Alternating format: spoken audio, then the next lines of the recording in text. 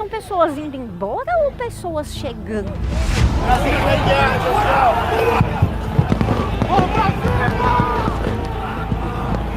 Como que a segurança pública deixou que isso acontecesse? And we're going to begin with some breaking news. We're hearing that thousands of supporters of the former president of Brazil, Jair Bolsonaro, smashed their way, have stormed the country's National Congress. Stormed by protesters. stormed the government compound, key government buildings. Já havia diversas mensagens e vídeos falando sobre isso antes. Não seguraram. Não tem como segurar. A galera já tá no Congresso, Bora! Não, a gente não vai entrar, a gente vai invadir. A casa do povo! Estamos dentro! Olha só no palácio aqui, ó! Domingo, 8 de janeiro de 2023. O mundo para tentar entender o que acontece em Brasília. Demonstrators are refusing to accept that he lost last year's election and want the military to intervene. Então não eram grupos de manifestantes qualquer. Leaders from around the world condemn the storming of Brazil's Congress by supporters of Jair Bolsonaro.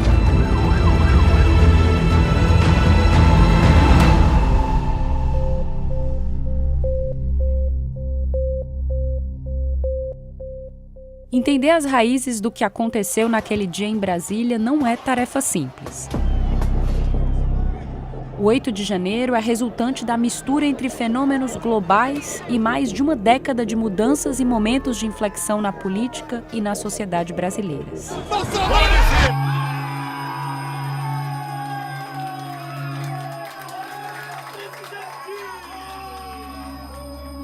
Mas um ponto importante na linha do tempo é o dia 30 de outubro de 2022.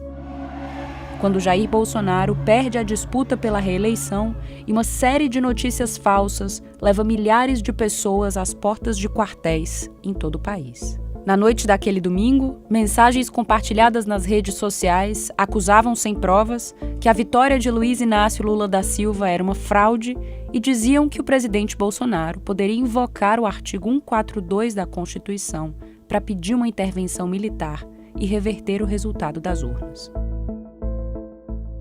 Os brasileiros têm 72 horas para sair nas ruas e pedir o artigo 142. O presidente não pode nem pensar em cogitar uma coisa dessa, senão será acusado de golpe. É o povo que tem que pedir. Temos 3 dias para tentar salvar o país. Vamos ver qual é a reação das Forças Armadas. A fake news do artigo 142, assim como a da fraude na urna eletrônica, não nasce nas eleições de 2022. Ela já havia sido mencionada por Bolsonaro em 2020. E desde essa época, constitucionalistas têm reiterado que em nenhum trecho o artigo autoriza uma intervenção militar. O STF, inclusive, já se manifestou em 2020, por meio de um liminar, declarando que os militares não têm a prerrogativa de exercer a função de poder moderador em um cenário de conflito entre executivo, legislativo e judiciário. Artigo 142. Nós queremos cumprir o artigo 142. Todo mundo quer cumprir o artigo 142. Em haver necessidade, qualquer dos poderes pode, pedir às Forças Armadas que intervenham para restabelecer a ordem no Brasil, naquele local, sem problema nenhum. Em paralelo, Bolsonaro não reconhece a derrota. E o silêncio do presidente alimenta outra notícia falsa, a de que ele precisaria ficar calado por 72 horas enquanto as pessoas fossem espontaneamente para as ruas para que pudesse pedir uma intervenção militar sem ser acusado de tentativa de golpe. Bolsonaro faz o primeiro pronunciamento mais de 40 horas depois do Tribunal Superior Eleitoral confirmar o resultado, o que não é praxe entre candidatos derrotados. Ok, posso começar? E não reconhece formalmente que perdeu a eleição. A essa altura, seus apoiadores já haviam bloqueado rodovias pelo país. Os atuais movimentos populares são fruto de indignação e sentimento de injustiça de como se deu o processo eleitoral. As manifestações pacíficas sempre serão bem-vindas, mas os nossos métodos não podem ser os da esquerda, que sempre prejudicaram a população, como invasão de propriedades, destruição de patrimônio e cerceamento do direito de ir e vir.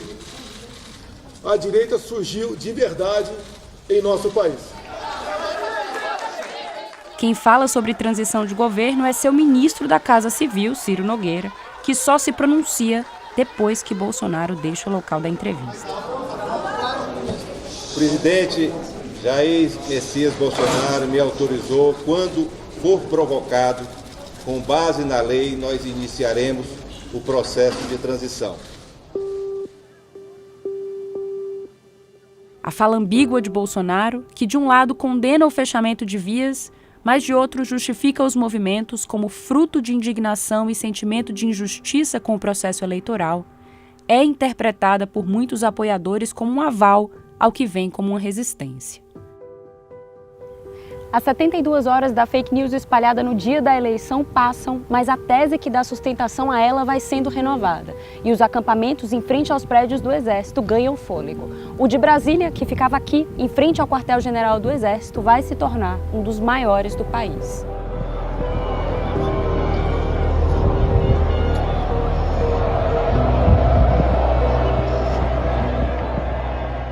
A gente chegou e veio o baque da estrutura, porque as pessoas vinham extremamente preparadas.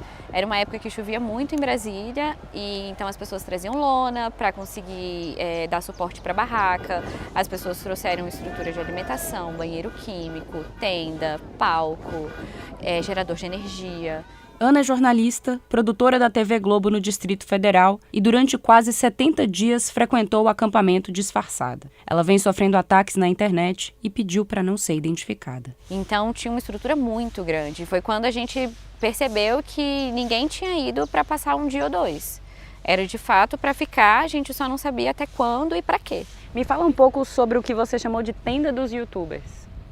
Essa tenda ela foi montada algumas semanas depois que a estrutura de acampamento já tinha sido feita. E aí a primeira coisa que surpreendeu foi que tinha muito equipamento dentro dessa tenda. Então a gente via computadores de edição grandes, câmera, gerador de energia, roteador de internet, para eles conseguirem ter um suporte mesmo técnico, operacional, de câmera, fotografia, internet, iluminação, tudo.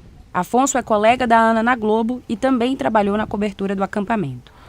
Uma das coisas que eu sempre falei para meus colegas foi a quantidade de comida. É a barraca do agro, onde eles fornecem várias refeições. De carne, mais de 1 tonelada. Mais de 1 tonelada de carne. Então divulga esse vídeo o máximo que você pode e diz: vem para Brasília porque a guerra começou.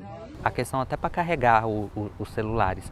Eles faziam tipo uma gambiarra, tinha ali atrás uma espécie de tomada, que eram várias tomadas assim em um ponto. Então eles faziam praticamente uma fila para poder carregar o celular. No saquinho, na garrafinha, você deixa seu celular. Hoje tem 3 geradores e pelo menos 200 tomadas penduradas aqui. Tinha um palco aqui também? Tinha um palco, era um palco improvisado. Eu quero fazer uma convocação para vocês. A pessoa pedia local de fala, subia numa ordem que se escrevia no caderninho e você conseguia falar, fazer o que você quisesse.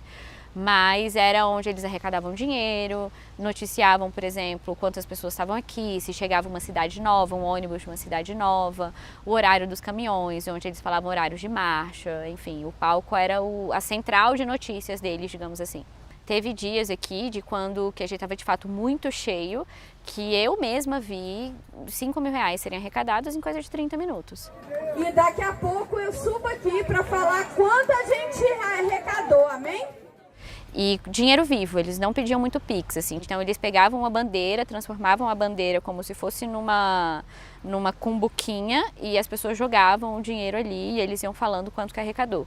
Aí assim, embora R$5.000 pareça um valor expressivo, para a estrutura que tinha aqui, para a alimentação que tinha aqui, para a quantidade de pessoas que tinha aqui, não é suficiente. Eles tinham uma rotina muito bem definidinha, na verdade. Então assim, de manhã tinha um horário do hino nacional, aí depois do horário do hino nacional eles formavam pelotões e marchavam como se eles fossem militares por estarem na frente do QG, então cumprimentavam soldados que passavam, ficavam numa estrutura de marcha. Aí depois tinha o horário das refeições, à tarde tinha o horário que todo mundo ia para onde os caminhões estavam estacionados, que eles faziam um buzinaço, que era para tentar fazer barulho, chamar a atenção da imprensa, e aí todos se reuniam ao redor dos caminhões, ficavam aplaudindo. E aí eles tinham também um minuto de silêncio que eles faziam vez ou outra, em homenagem ao ex-presidente. E quem eram as pessoas que estavam aqui? Que tipo de gente você encontrou? A gente via, de fato, gente de diferentes cantos do país. Vi também gente de diferentes idades. Não tinha só idoso, não tinha só jovem, era uma coisa muito misturada. Muitos patriotas aqui. Muita gente aqui, brother. Impressionante. E olha que eu saí daqui ontem 6 horas da tarde. Olha pra aí, gente. Olha a quantidade de barraca. Mas assim, eu vi poucas famílias. O que a gente viu eram pessoas sozinhas, que ficavam andando por aqui. As pessoas aqui eram pessoas sozinhas que pegaram às vezes carro, barraca, botaram no carro e vieram, e que estavam com uma expectativa de que algo acontecesse aqui, de encontrar o seu grupo aqui, um núcleo que pensasse igual, enfim. Mas eram pessoas mais solitárias e classe média. 58 milhões de brasileiros votaram em Bolsonaro no segundo turno de 2022, 2 milhões a menos que Lula. E esse grupo é diverso. Uma parte é essencialmente antipetista, outra votou pelo discurso liberal de seu ministro da Economia, uns se identificavam com a pauta de costumes conservadora e outros com a própria figura do capitão reformado. A pesquisadora Ângela Alonso é livre-docente do Departamento de Sociologia da Universidade de São Paulo. É essa minoria, no fim das contas, que são uma coisa em torno de 15%, oscila entre 15% e 20% desde a hora que ele foi eleito até a hora que ele saiu. Que são aqueles que, eu até no artigo chamei de bolsonaristas de coração, porque eles têm uma aderência que não é racional puramente. É um tipo de adesão emotiva a esse líder. E aí eu não acho que tenha a ver com o fato de que ele está produzindo algum tipo de lavagem cerebral, qualquer coisa assim. É porque tem uma grande coincidência de crenças. Cada um dos grupos que votou em Bolsonaro é mais ou menos receptivo ao seu discurso. Mas essa comunicação tem uma particularidade do século XXI. As redes sociais, que têm protagonismo nesse enredo. Foi através delas que, por anos, bolsonaristas radicais conseguiram disseminar desinformação e notícias falsas de forma sistemática. É um uso estratégico, né? Não é um uso puramente instrumental de transmitir alguma coisa que já está pré-definida. Eu acho que eles foram muito bem-sucedidos nisso. E tem uma outra coisa importante com imagem, que é o uso das emoções, e assim, do que se comunica e como se comunica. Essa maneira enfática de falar, por exemplo, que dá um sentido de urgência, né, de até um pouco a produção, às vezes, de um certo pânico em torno de um certo assunto. Então tem uma forma de transmissão da mensagem que ela própria vai imantada, né, de conteúdo. Assim como em 2018, a desinformação atravessou o ciclo eleitoral de 2022. No primeiro turno, para o segundo, a gente percebia que havia uma estratégia muito clara de propagação de fake news. E aí isso era mais difundido nos grupos que tinham um teor mais de direita. Eles já tinham uma estrutura de como fazer isso e faziam com muita consistência. Luiz Facuri e Felipe Bailey são fundadores da empresa de tecnologia Palver, uma plataforma de escuta social que monitorou mais de 15 mil grupos de WhatsApp durante as eleições. A empresa fez parte de forma voluntária de uma força-tarefa contra a desinformação organizada pelo TSE.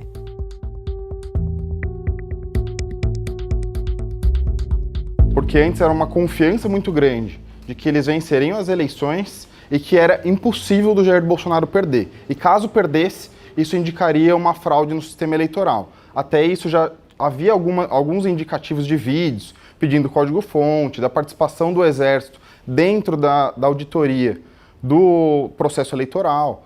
Então já havia diversas mensagens e vídeos falando sobre isso antes. Quando o Lula vence as eleições no dia 31, o tom muda bastante. As pessoas começam a falar sobre um ato golpista, sobre fechamento de estradas, para tudo, que as eleições foram vencidas não pelo Lula, mas pelo judiciário.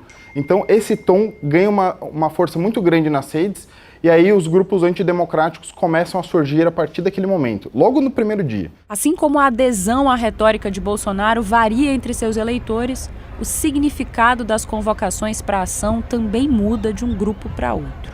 Então, havia grupos que falavam em pacificação, em atos pacíficos, em ficar na frente dos quartéis, pedindo um acionamento do artigo 142, enquanto outros grupos já partiam para uma tomada mais radical de poder. Mas nos grupos radicais, isso desde o primeiro momento, já havia uma chamada mais forte, uma chamada que a gente tem que tomar o poder por nós mesmos. Eles não acreditavam tanto nessa vinda das Forças Armadas, era mais uma coisa, a gente tem que fazer alguma coisa e esse ato tem que acontecer. Estamos todo mundo aqui junto. Brasília! Vocês, cara. Vem pra cá, vem pra cá. Vem pra cá, cada um fazendo sua parte. Melhor. Vem. Quanto mais gente, melhor. Por favor. Pelo Brasil. A violência retórica vira violência política em 12 de dezembro, o dia em que Lula é diplomado, ou seja, quando recebe formalmente do TSE o título de presidente eleito.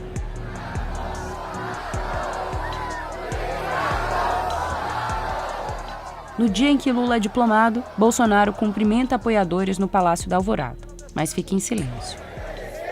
À noite, Brasília sofre uma série de atos de vandalismo. Bolsonaristas tentam invadir a Polícia Federal e atacam uma delegacia. É o primeiro de uma série de episódios que em menos de um mês vão desaguar na invasão e destruição dos prédios dos três poderes. Em 24 de dezembro, um artefato explosivo é encontrado perto do aeroporto de Brasília.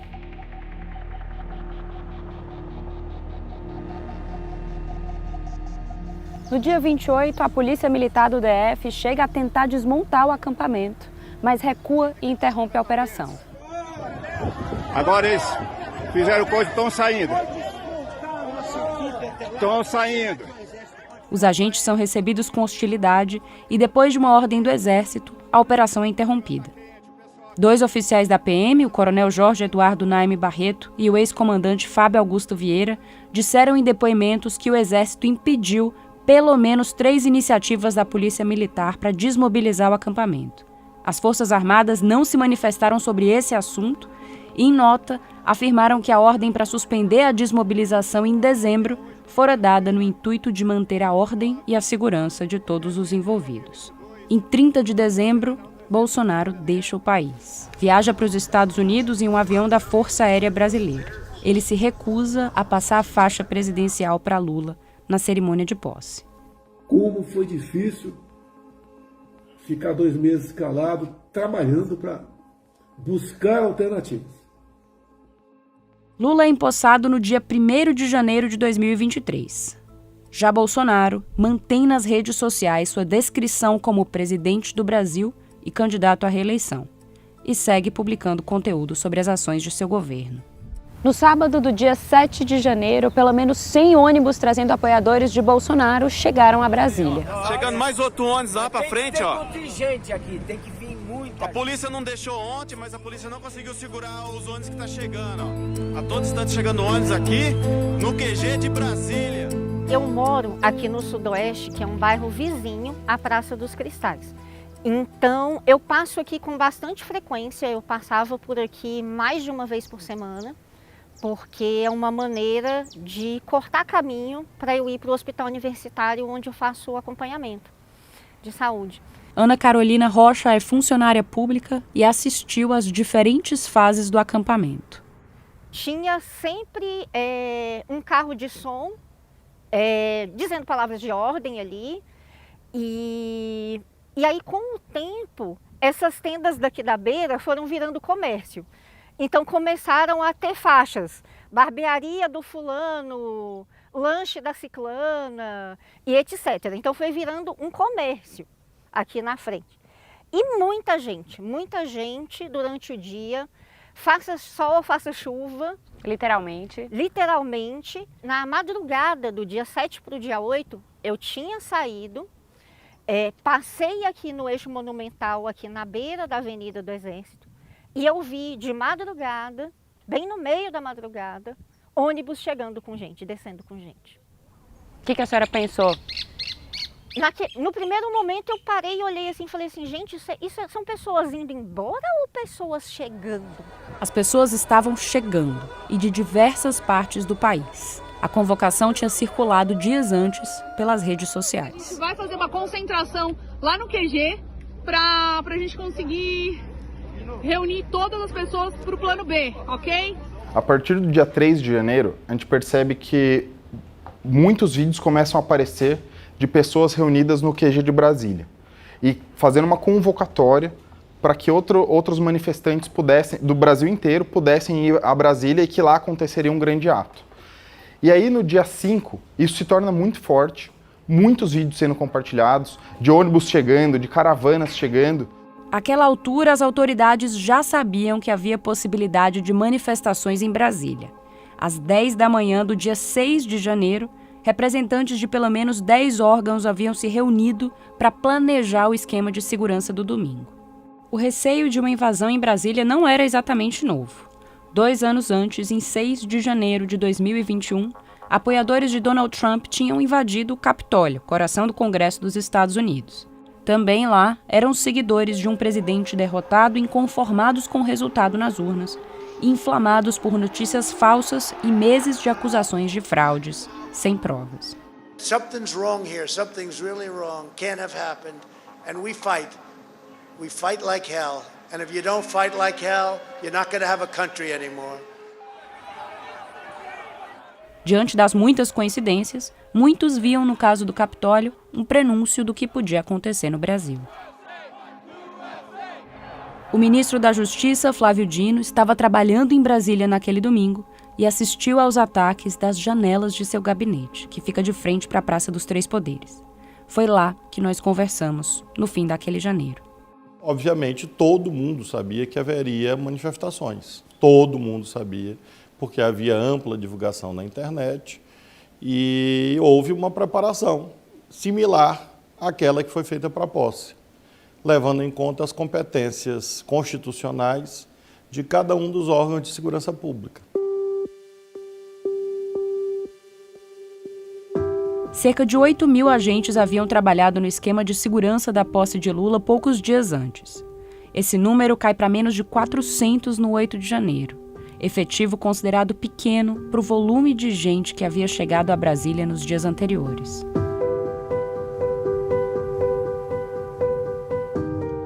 Como essa é uma cidade com status especial, Distrito Federal, o planejamento de segurança para manifestações é particular. Envolve tanto órgãos ligados ao Ministério da Justiça quanto a Secretaria de Segurança Pública do DF, com competência estadual, portanto. Naquele momento, o governador era Ibanez Rocha e seu secretário de Segurança, Anderson Torres, ex-ministro da Justiça de Bolsonaro. Ele assumiu o novo cargo em 2 de janeiro e logo depois viajou de férias aos Estados Unidos.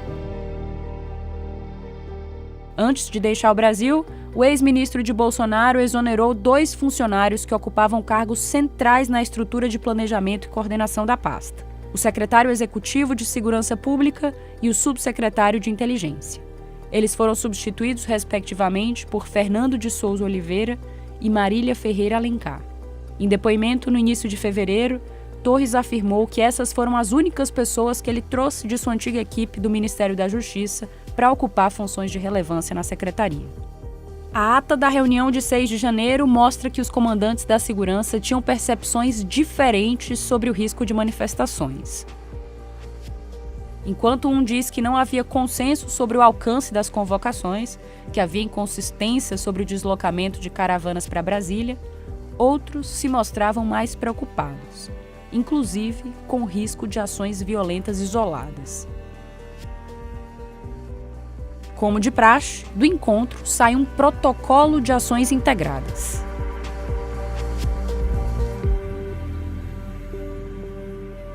O protocolo ele não é só um papel, onde você coloca as decisões que foram consensuadas, assina e pronto, e diz assim: eu determinei que as providências fossem adotadas. Né? Não é só criar um foguete, né? Você precisa monitorar isso, porque se você não monitora, esse foguete não sai do chão.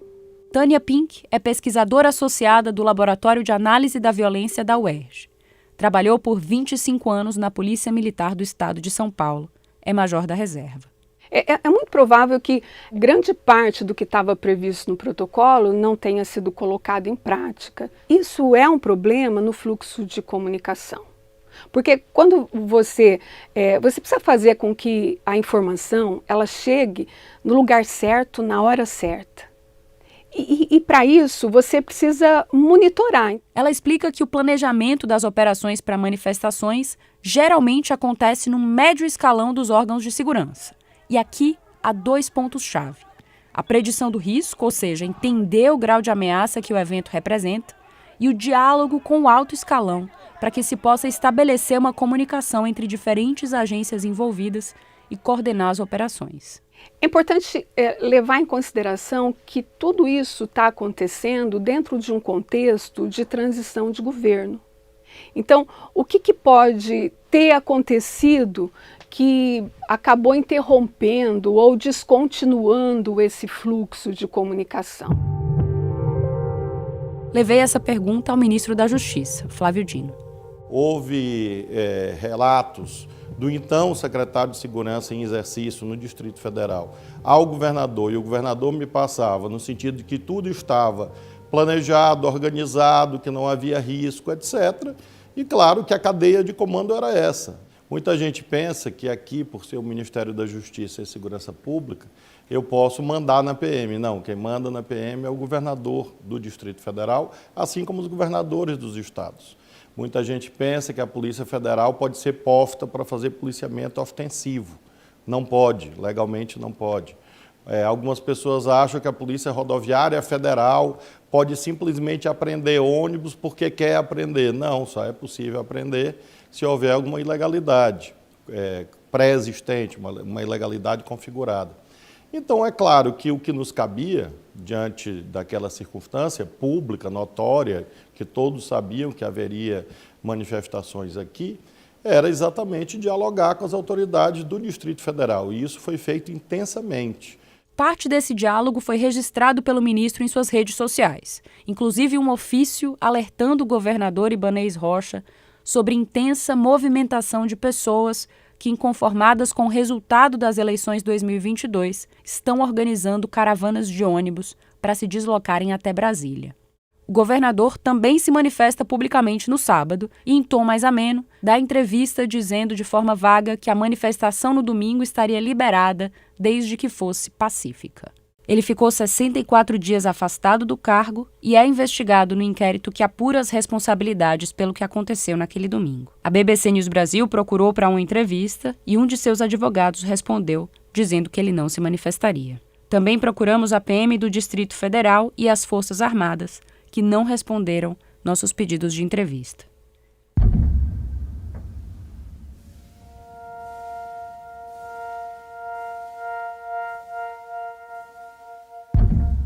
Na manhã do dia seguinte, 365 policiais militares e 30 policiais legislativos se encaminham para dar plantão na esplanada dos ministérios.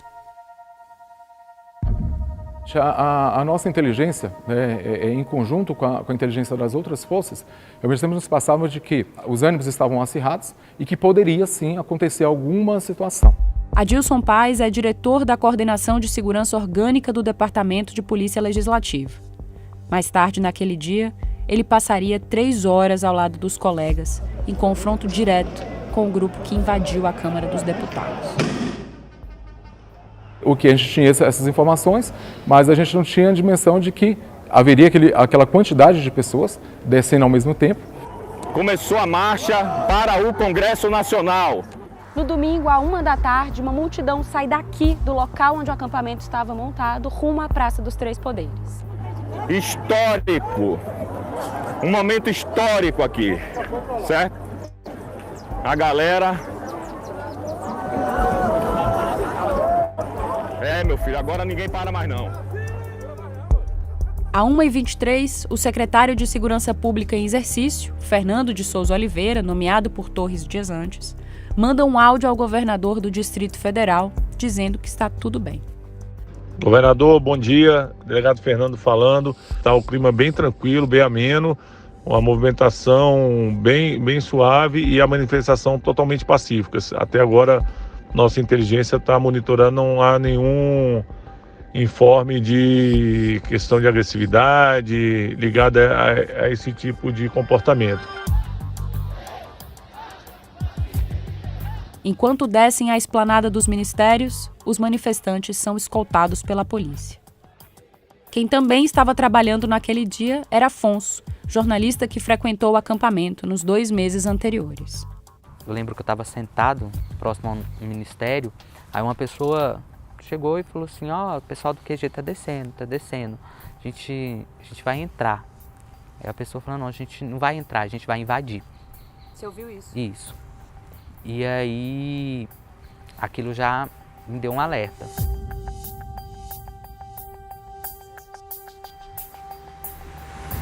São quase 8 quilômetros até a entrada do Congresso. Quando os invasores chegam aqui, eles encontram uma barreira de proteção e alguns agentes policiais.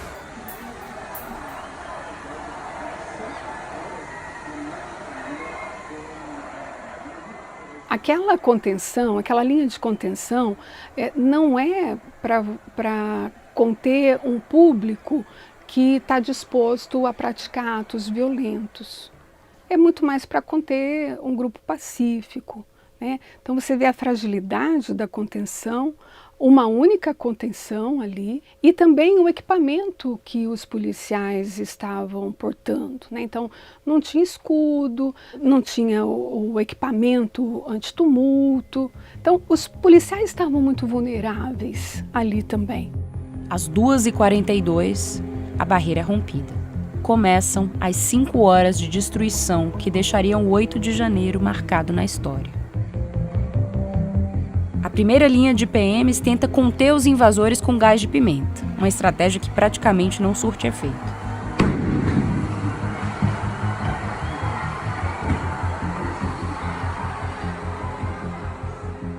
Em pouco tempo, a área aqui do gramado do Congresso está tomada. Eles sobem a rampa, ocupam o teto, quebram vidros e invadem o prédio.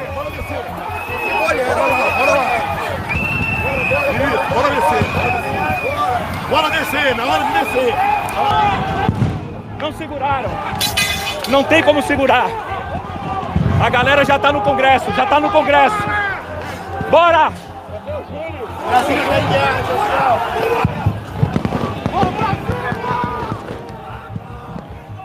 Mais próximo do Congresso há uma segunda linha de contenção da Polícia Legislativa, ligada aos órgãos policiais da Câmara e do Senado. Neste momento que eles romperam a linha e tomaram ali o gramado, a gente já começou a lançar algumas bombas de efeito moral. Onde você estava nesse momento? Nesse momento eu estava na rampa do Congresso. Você viu então a quebra da barreira? Vi a quebra da barreira, vi tudo, né? A primeira atuação realmente foi da minha linha de policiamento, né? Estava ali na rampa. Então a gente começou a lançar as granadas de efeito moral, só que a gente viu que não estava surtindo quase efeito, por conta da posição do vento, né? O vento estava contrário a gente. E por conta da quantidade de pessoas descendo correndo, né? Eles desceram de uma forma tão rápida que eles gastaram apenas 40 segundos até chegar à rampa, né? E a partir disso eu fui mais para a lateral, ali próximo ali ao espelho d'água, para tentar conter o pessoal que estava descendo para a chapelaria, que era um grande acesso ali, com uma área muito grande de vidros, eu não tinha policiamento ali.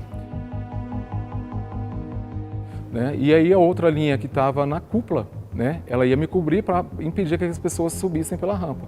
Só que realmente foi uma quantidade absurda de pessoas e tudo, e logicamente que nem o efeito do gás, assim, o efeito mínimo ou quase nenhum efeito.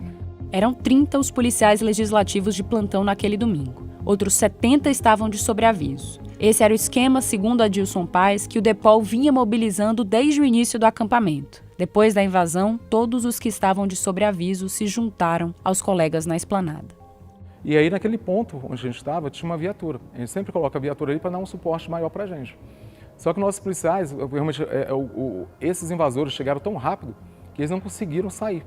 E aí, quando os manifestantes, os invasores, chegaram até a viatura, nossos policiais foram retirados à força, né, de dentro da viatura, e realmente os nossos policiais foram espancados ali.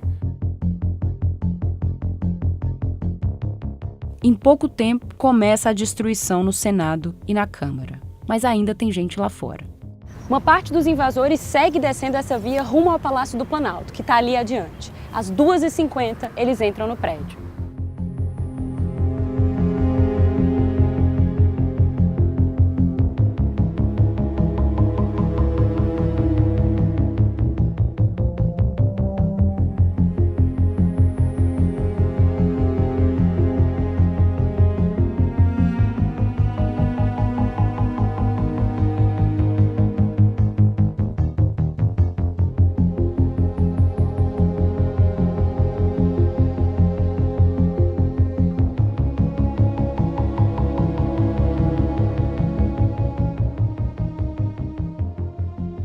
Enquanto isso, as redes sociais já estão inundadas de imagens dos ataques, inclusive de policiais militares supostamente tirando selfies e socializando com os invasores. Logo após os ataques, a Corregedoria da Polícia Militar instaurou pelo menos 6 inquéritos para apurar a conduta de agentes e a omissão de comandantes. No início de fevereiro, 4 PMs foram presos. Pouco depois das 3h, o ministro da Justiça, que estava em Brasília naquele domingo, chega a seu gabinete. E o mundo parou meio estarrecido para ver o que estava acontecendo aqui no Brasil. Eu queria saber como o senhor se sentiu assistindo tudo isso, né? As imagens que o senhor mesmo disse, sem precedentes na nossa história, né? Como que o senhor se sentiu quando chegou aqui e viu? Em primeiro lugar, perplexidade, porque era uma situação que não era crível, porque, como disse, era uma situação de fácil controle. Tradicionalmente, a Esplanada, já em outros momentos, já recebeu 100, 200 mil pessoas. Na posse, recebeu 300 mil pessoas. Então, a Polícia Militar do Distrito Federal é acostumada a lidar com grandes protestos na Esplanada. Então, em primeiro lugar, perplexidade. Em segundo lugar, indignação, mas, ao mesmo tempo, movimento. Porque, naquele instante, só tinha eu. Não tinha dois, não havia 2 pessoas. Só havia uma, eu, aqui, nessa sala, tendo que tomar decisões que a princípio não me cabiam legalmente, mas que o dever do cargo impunha que eu procurasse de alguma forma suprir as lacunas derivadas dessas falhas, omissões, erros, crimes, enfim. E obviamente eu identifiquei um efetivo policial muito pequeno, diferente do que constava do planejamento, e aí procurei tomar as providências possíveis naquele momento, de contato com os poderes, inclusive o presidente da República, e contato com o governo do Distrito Federal. Enquanto isso, os invasores partiam para o terceiro alvo.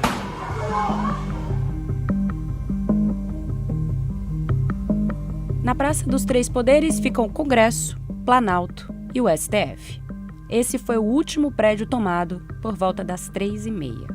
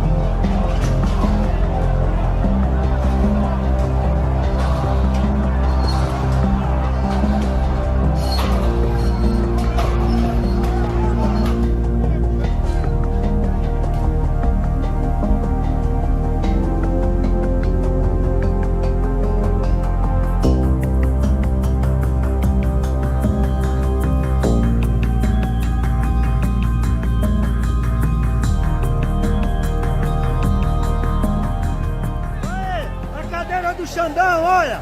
Olha aqui, gente, a cadeira do Xandão, olha! Cadeira do Xandão agora é do irmão Fábio e já era, nós tomou a cadeira do Xandão aí. O senhor lembra quando o senhor conseguiu falar com o governador Ibanez ou vocês não chegaram a se falar no domingo? Não, nós não nos falamos no domingo. A presença do governo do Distrito Federal aqui veio com a chegada do chefe da Casa Civil e da vice-governadora. O ministro se refere a Gustavo Rocha e Celina Leão, que chegaram perto de 4h. Ele diz ter tentado ligar e mandar mensagens para Ibanez Rocha naquele dia, mas não conseguiu contato direto com o governador. Eu, obviamente, os interpelei. Bom, cadê a polícia? que estava no planejamento, a polícia ausente praticamente, e eles ficaram aqui durante um bom tempo, algumas horas, creio eu, também tentando mobilizar a PM do DF com alguma dificuldade, e os processos administrativos, os inquéritos policiais militares vão revelar o que se passava lá. Eu presenciei aqui a dificuldade deles de contato e a busca deles de mobilização dos efetivos. E aí a providência cabível naquele instante era assumir o comando da segurança do Distrito Federal diante dessa inércia, falha ou conivência, não sabemos ainda, dessa cadeia de comando.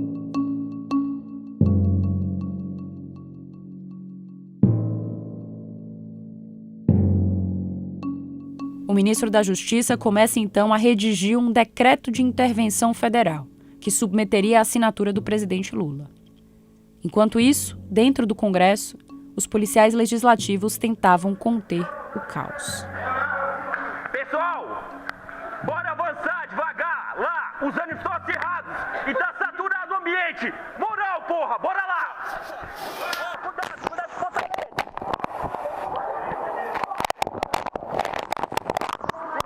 Segura!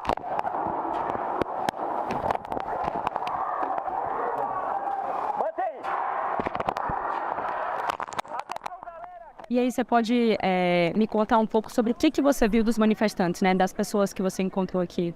Pois é, no ponto que eu estou na parte externa, né, que eles começam a quebrar todas as vidraças e começam a tomar todas as nossas áreas, né?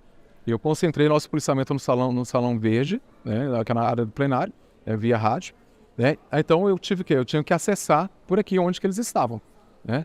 E quando eu entrei, realmente foi algo assim que foi muito, assim, que me impactou muito. Muitas pessoas de joelho rezando, né? Aquelas pessoas que estavam mais à frente, os mais jovens, né? Os mais preparados estavam à frente, né? Tentando invadir, tentando quebrar, e muitas pessoas realmente de joelho rezando. Então, aqui, exatamente aqui nesse ponto, e na parte aqui da escada, né? No início da escada que dá o acesso ao salão. E o que eles conversavam entre si? Você conseguia ouvir alguma comunicação?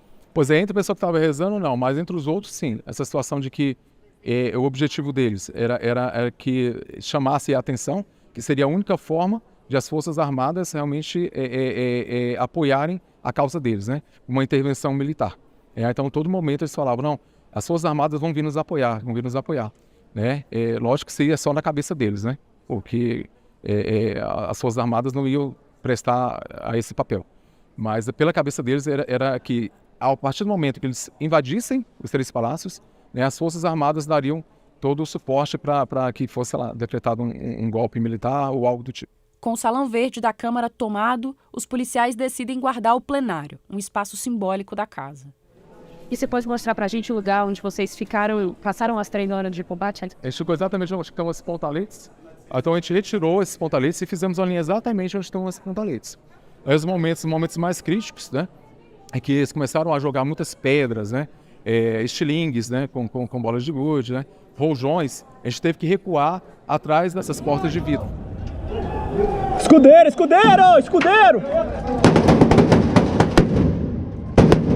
Teve que concentrar ali, porque aqui também estava muito contaminado com gás. E como eles estavam atacando muita coisa a gente não conseguia visualizar muito bem.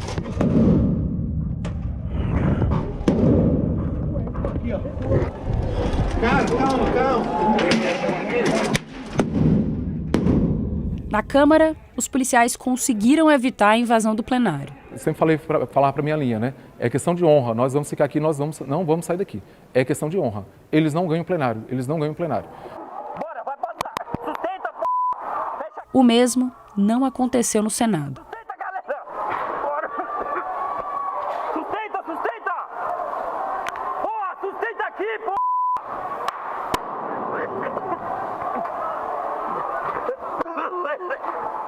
Daquele lado do Congresso, os agentes também viveram horas de intenso embate com os invasores.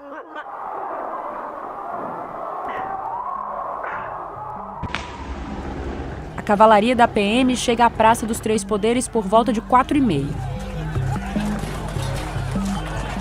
Pelo menos um agente é espancado e derrubado do cavalo.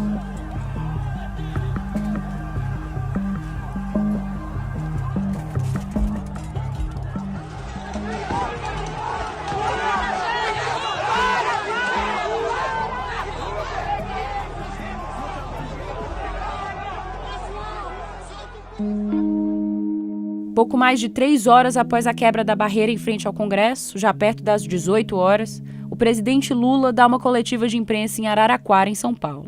Anuncia uma intervenção federal em Brasília e nomeia como interventor Ricardo Capelli, número 2 do Ministério da Justiça. E eu queria dizer para vocês que todas essas pessoas que fizeram isso serão encontradas e serão punidas. Eles vão perceber que a democracia, ela garante o direito de liberdade, ela garante o direito de livre comunicação, de livre expressão, mas ela também exige que as pessoas respeitem as instituições que foram criadas para fortalecer a democracia. Chega o reforço. O interventor determinou a convocação de todo o efetivo disponível conforme consta em seu relatório. As forças de segurança começam a dispersar os manifestantes, mas os prédios só vão ser completamente esvaziados por volta de 8 da noite. Elas sabiam para onde é que iriam e o que fariam. Acho que cada um ali tinha uma missão, uma orientação do que fazer ao chegar aqui. Tá? Então não eram grupos de manifestantes qualquer, era um grupo que de fato a gente acredita que eles planejaram essa situação da invasão durante muito tempo. Vocês chegaram a se preparar para esse momento depois que viram o que aconteceu no Capitólio? Teve algum tipo de conversa entre vocês? Houve um documentário a respeito da invasão do Capitólio. A gente pegou esse documentário e fizemos um grupo de estudo em relação ao que aconteceu no Capitólio, as falhas que aconteceram e qual a situação da reação dos policiais lá. Fizemos um grupo de estudo, sim, então a gente já estava realmente ciente mais ou menos do que tinha acontecido lá. Nos Estados Unidos, 5 pessoas morreram na invasão ao Capitólio, sendo um deles um policial espancado pelos manifestantes. Mais de 100 agentes ficaram feridos. Acho que isso ajudou muito também, principalmente a questão da dispersão e de contenção aqui dentro.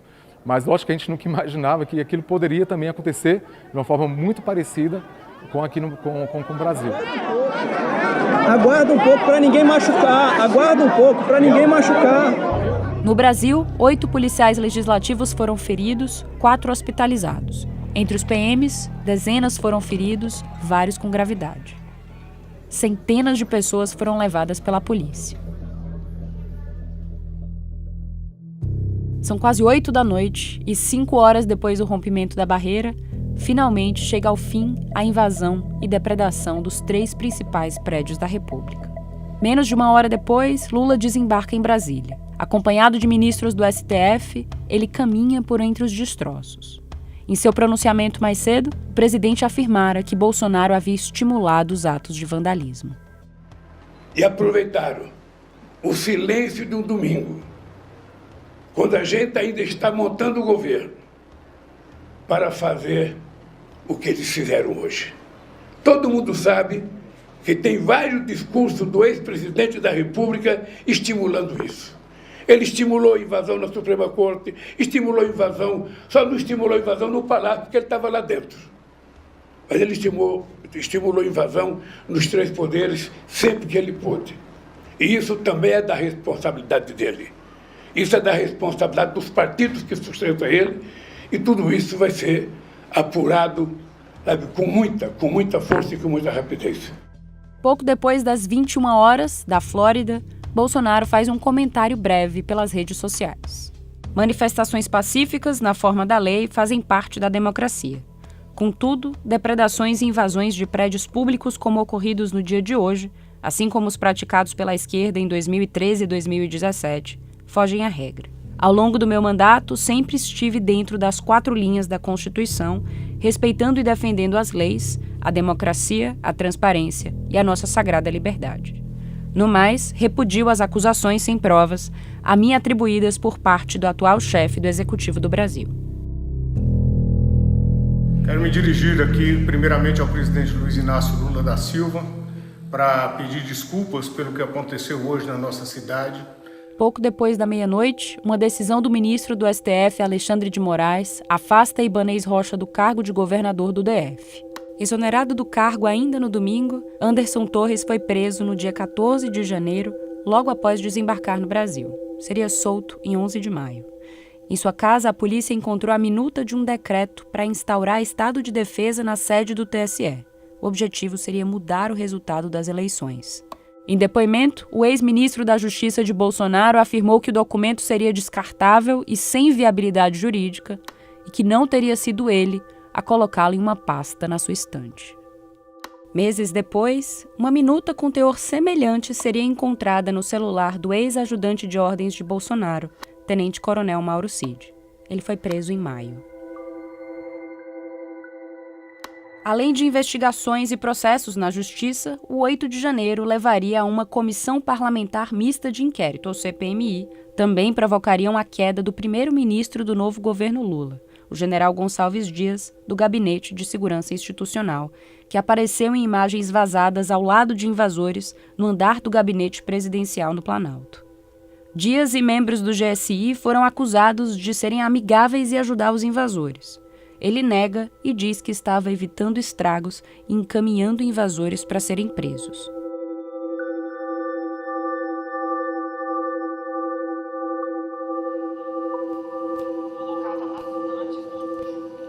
Ainda na noite do dia 8, alguns servidores visitam os prédios depredados. A gente vê uma cena de muita destruição, né? Marcelo Sá de Souza é diretor do Museu da Câmara dos Deputados. Os vidros quebrados, muitas garrafinhas d'água como lixo por todos os espaços, né? Havia água, né, nos salões. E então o cenário era realmente esse, assim, de uma grande destruição. Sem poder tocar os objetos que ainda passavam pela perícia, as equipes que estavam nos prédios naquele primeiro momento estavam ali para mapear os danos e, em muitos casos, dar notícias aos colegas que assistiram a tudo de casa. Esse aqui é um prédio tombado, nós temos várias obras de arte integradas às edificações. Então, a nossa preocupação, será que fizeram alguma coisa com o nosso de Cavalcante? Marisa Seixas Prata é diretora da Coordenação da Administração de Edifícios, uma área que conta com 900 funcionários e que foi fundamental na limpeza dali para frente. Então, no dia seguinte, chegamos aqui às 6 da manhã, mais ou menos com um efetivo aí de umas 160 pessoas, né, que eu trouxe. Para quê? Para que a gente pudesse retornar à normalidade com a maior rapidez possível. Tinha ainda um resto de cheiro de gás de pimenta, tanto que assim, de 6 até as 8, toda hora a gente ia no banheiro lavar o rosto, porque a pele ardia um pouquinho, como se você tivesse tomado sol demais. Então no plenário você tinha o vidraceiro repondo, fechando a área lá de cima, a gente aspirando o vidro, o tapeceiro vendo os danos no móvel, o marceneiro trabalhando no coisa. Então assim, eram equipes grandes. No Salão Verde, eu tinha uma equipe aspirando água na metade de lá do salão, que a lâmina d'água era uns 5 centímetros, e o lado de cá, a gente lavando o mesmo carpete, porque ele estava cheio de resíduo de pó químico de extintor, porque eles soltaram muitos artefatos, né, e tentaram botar fogo em vários lugares. Em todos, era vidro demais, gente, era vidro demais, porque eles quebraram todas as vitrines, os vidros, alguns estavam pendurados de forma perigosa, e lá vinha um vidraceiro. O Serob chegou aqui com uma equipe enorme também, o serviço de obras, são todas as especialidades. Aqui no lugar onde a gente está, a gente vê que o pessoal está limpando o vidro e tem uma janela ainda sem... Sim, por causa disso, né? A empresa está fabricando diariamente os vidros e distribuindo para os diversos palácios que foram danificados. São vidros de grandes dimensões, vai fabricando e vai trazendo e a gente vai colocando. Essa envoltória da Câmara, nós tivemos uma perda de 700 metros quadrados de vidro quebrados. Outro local, ainda com as marcas do vandalismo, semanas após a invasão, era o painel Ventania, do artista plástico Atos Bucão. E aí aqui, por toda essa área, como há esses gradis protegendo essa parte zenital aqui de cima, a gente consegue ver vários pontos em que houve quebra dos azulejos, né, de desprendimento das peças. Essas barras aqui, algumas delas, elas já foram elas tinham sido danificadas e já foram devidamente trocadas, já houve esse serviço de reparo. E em alguns pontos dos azulejos a gente consegue ver os pontos de contato, né, em que houve, quando soltaram esses gradis e utilizaram até como escada, né, para subir, para descer, sim, os pontos de dano, né, nessas peças. Dá para ver esses cortes bem fortes ao longo desses pontos aqui do painel.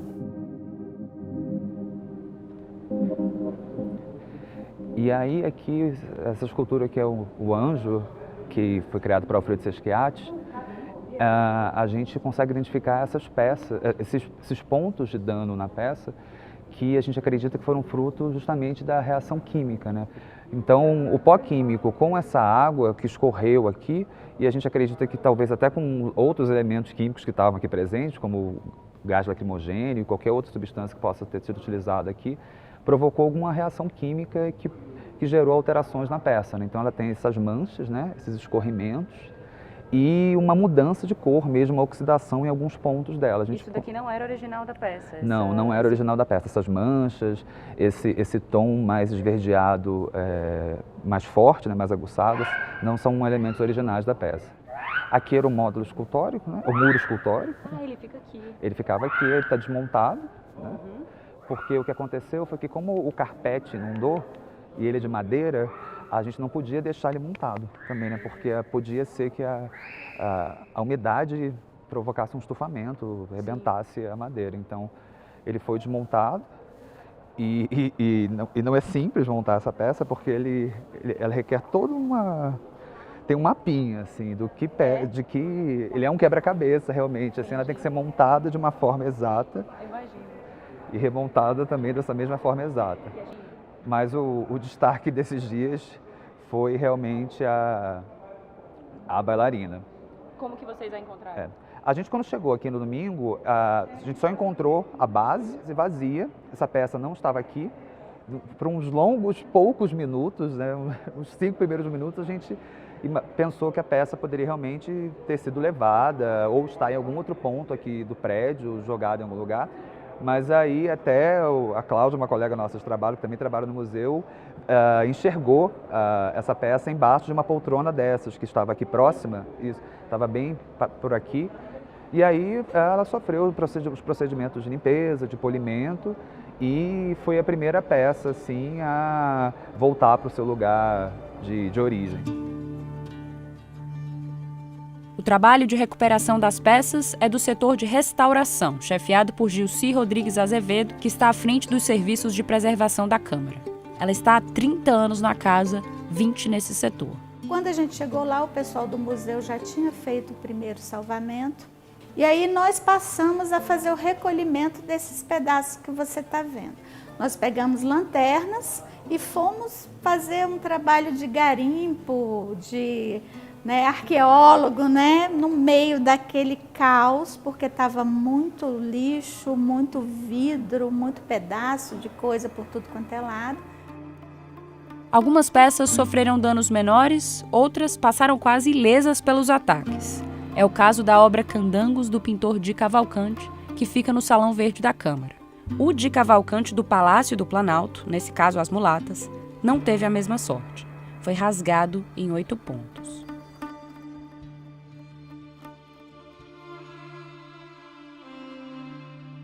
O relógio de pêndulo de Balthazar Martinot, uma peça do século XVII que chegou ao Brasil em 1808, também foi bastante avariado. No caso do Planalto, o órgão encarregado da restauração é o IPHAN, o Instituto do Patrimônio Histórico e Artístico Nacional. Na Câmara, a mesa da entrada do setor de restauração serviu por semanas de anteparo às peças mais danificadas, caso dos presentes protocolares, lembranças trazidas por autoridades de outros países. Então aqui basicamente são vasos, Esse vaso aqui foi um presente da Hungria. Esse aqui é um vaso chinês, de porcelana chinesa, que foi dado como presente protocolar. Esse aqui é da Índia, esse presente, Esse aqui é da Coreia, Aquele lá é outro vaso chinês. E a gente está aguardando para, junto com os nossos gestores, resolver qual vai ser a melhor técnica a ser utilizada no restauro dessas peças. ou nós faremos o máximo que a gente pode, um restauro mais artístico, né? Ou um restauro mais arqueológico, que é a gente monta o objeto com o que tem, né? Com o que tem, mas a gente deixa nessa montagem todos os vestígios do dano causado ao objeto, inclusive as lacunas, inclusive as emendas. Pessoalmente, você prefere qual técnica de restauração? Depende muito. Nesse caso, eu prefiro deixar na peça o vestígio histórico, o vestígio da história, porque eu acho que ela vai falar muito mais alto. A equipe de preservação cuida de 23 mil metros lineares de acervo. Faz parte do trabalho estar preparado para lidar com algum dano ou prejuízo a uma das obras. O departamento tem um plano de gestão de salvamento e emergência no qual estão mapeados 10 tipos diferentes de sinistros. Um deles é o de vandalismo, usado no 8 de janeiro. Você já tinha colocado em prática o sinistro contra vandalismo antes? Nunca. Pensou algum dia que ia colocar? Nunca. Como que você se sentiu quando você chegou e viu o que tinha acontecido? E essa pergunta é difícil de responder. Né? Como cidadã, como funcionária dessa casa, né? A gente mora aqui, 8, 10 horas aqui dentro. É a nossa casa também. Né? Então, é difícil, foi muito difícil. Como se tivesse invadido tua casa. Isso. No momento, a gente esqueceu e trabalhou. Né? Mas no dia seguinte, a gente começou a pensar, né? na significação de tudo isso. E eu acredito que a nossa condição de povo pacífico, né? ficou um pouco maculada. Mas eu acredito também que a gente tem condição de voltar a ser, né? De voltar a ser. Já foi tomado a casa do povo. Estamos dentro. Estamos dentro, patriota. Estamos juntos, caralho. As cenas rodam o mundo não só no 8 de janeiro, mas também no dia seguinte. Eu e meus colegas da BBC News Brasil fizemos várias entradas ao vivo para tentar explicar nos canais de TV e rádio da BBC o que tinha acontecido. The scenes that we saw in Brasilia would hardly spread throughout the country, so we'll wait for the next events to unfold to see how that turns out. Thank you, Camilla. Thank you very much. Assim como jornalistas de emissoras de todo o mundo e acadêmicos. Even in those first hours, we decided to go what we call live. We put a live briefing on the New York Times website, and we were at that point just putting everything we could find out as we found it out, and we could confirm, we would put it onto the website in real time. And we were seeing that our readers were extremely interested in what was going on, even on a Sunday afternoon, and we were getting enormous readership from across the planet. O acampamento é desmontado no dia 9 de janeiro e outras centenas de pessoas são detidas. A chegada da cavalaria da polícia é transmitida ao vivo pelo mundo.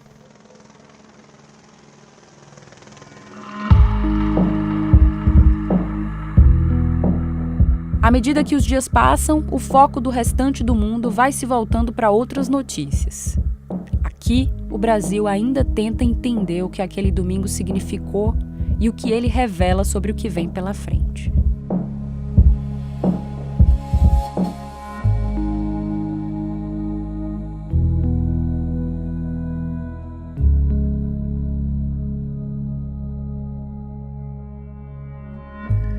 Eu até estive num debate em Princeton, acho que um mês antes da eleição, mais ou menos, e a discussão foi um pouco essa, assim, né? O que eu apresentei foi isso, de como a gente tem a violência política no Brasil. É muito maior do que a gente gosta de reconhecer. A gente é um país que sempre usou violência política, na verdade, um país que tem vários golpes, que tem vários assassinatos políticos ao longo da sua história. E agora tem um presidente que mobilizou nessa direção. Uma das reflexões que permanecem gira em torno das Forças Armadas. Elas estão diretamente ligadas à imagem de Bolsonaro como candidato, fizeram parte de seu governo e são mais influentes na vida civil e política do que na maioria dos países com democracias estáveis.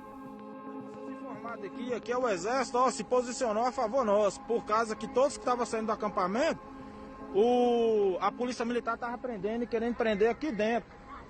Deus abençoe que seja o começo do fim do comunismo. Meu irmão, o Exército tá falando que não vai abrir pra polícia entrar, velho. Estão botando tanque de guerra lá. E a polícia tá querendo entrar e o Exército falou que não abre. Olha a merda, o tamanho. É o que reflete o 8 de janeiro.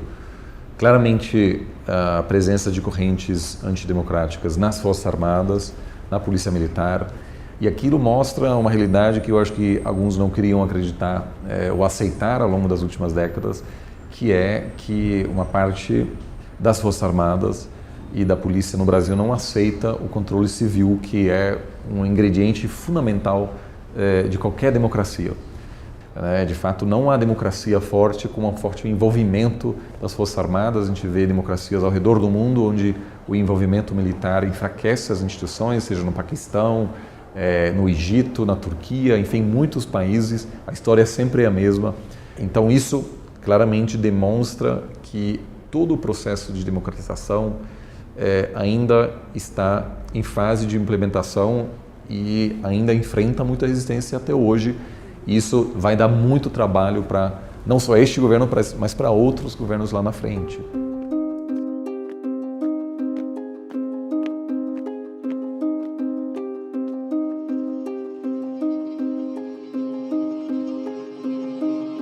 Outro tema fundamental e que não se esgota no 8 de janeiro é a mistura entre política e redes sociais. As redes sociais e a tecnologia e a internet, ela criou novos desafios para as democracias modernas. Ela criou um sistema fértil onde narrativas desinformativas engajam muito. Então, eu acredito de verdade que esse sentimento de ódio que a gente está vendo na política, ele vai se manter, não só no Brasil, acho que no mundo. Acho que isso é algo que não é particular daqui. Talvez não seja o Bolsonaro, talvez seja outra figura. Eu acredito que o Bolsonaro vai continuar em alta, eu acredito que a rede que ele construiu em cima desse ecossistema, ela funciona muito bem. A segunda razão é que o Brasil faz parte da onda de democratizações que aconteceu nos anos 90, com muitos outros países aqui na América Latina, mas também na Europa Leste, e o fracasso de um caso muito importante como o do Brasil também representaria uma péssima notícia para muitas outras democracias na região.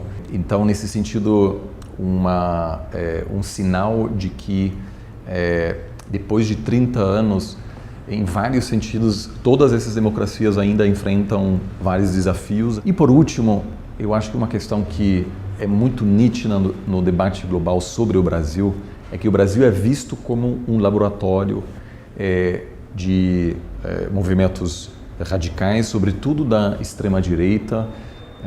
O país talvez seja um dos mais afetados pela disseminação de notícias falsas, por fake news, que teve já o segundo ciclo eleitoral profundamente afetado por notícias falsas.